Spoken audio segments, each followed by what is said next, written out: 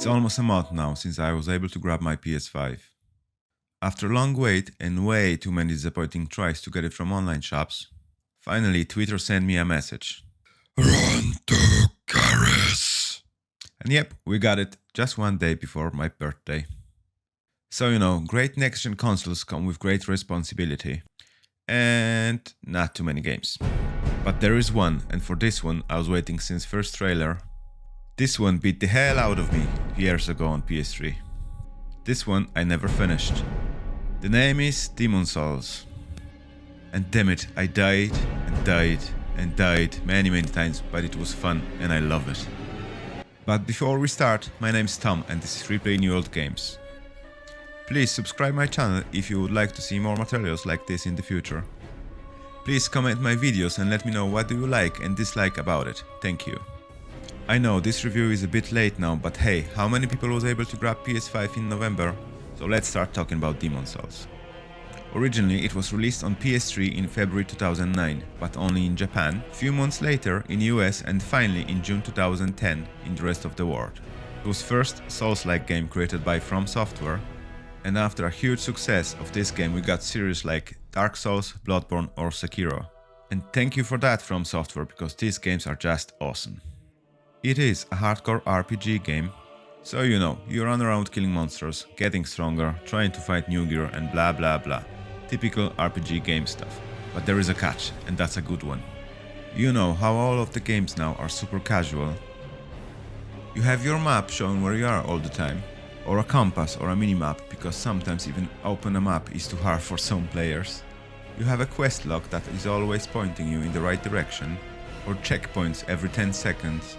So if you somehow die, which is sometimes harder than bosses in this game, you can be back in action in a few seconds. And guess what? In this game you don't have any of those. Nothing, nada. No map, no quest log, no checkpoints. Well, there are archstones, but it's not a checkpoint. And this game is hard. This game don't care about your feelings. Enough! You are all of you beneath me. I am a god, you dull creature. And I will not be bullied by that.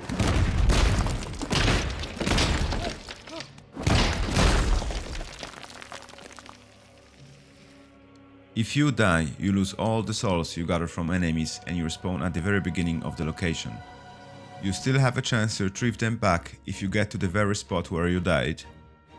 But if you die once again before you get there, it's gone. Everything is gone. And it's bad, and it will happen to you many times, and somehow it's a good thing. You need those souls to level up your character, so all the time it's in your head that you have that precious cargo with you. So you are being very careful. You are trying to remember everything in the location, where are enemies or shortcuts, or how to sneak past through stronger enemies.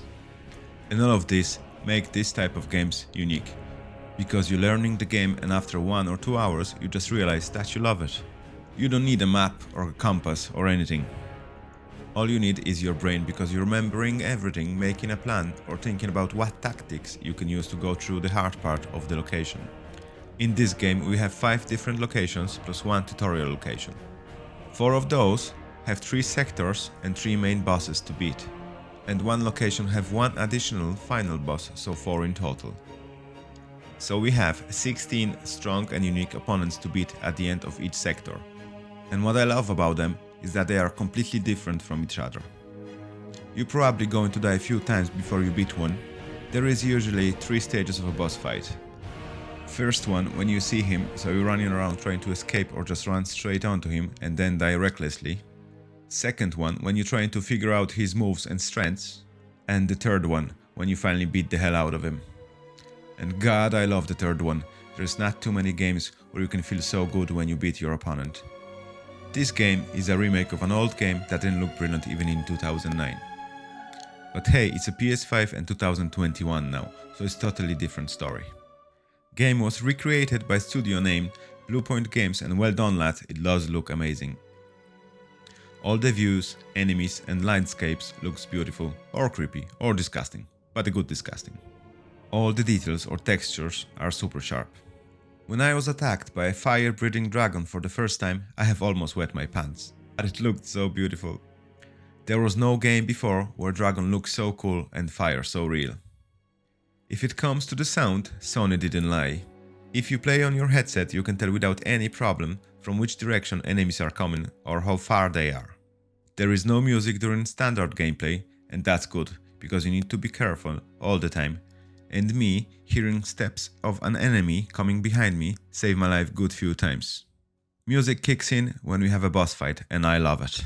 Sometimes it's pompous, loud music, another time it's kinda sad, slow and quiet. All the bosses are in their places for some reason, and all of them have a story behind them. And you have that weird feeling in one or two situations, are we really a good guy here? Story-wise, it's a Souls game, so like in Dark Souls, if you won't be looking for it, you won't find it.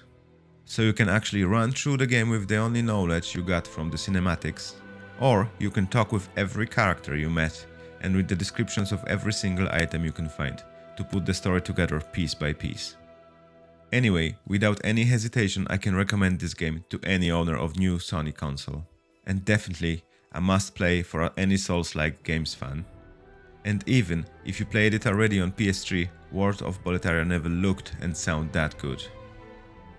Thank you for watching, and I hope to see some feedback from you all. Bye, replay new old games.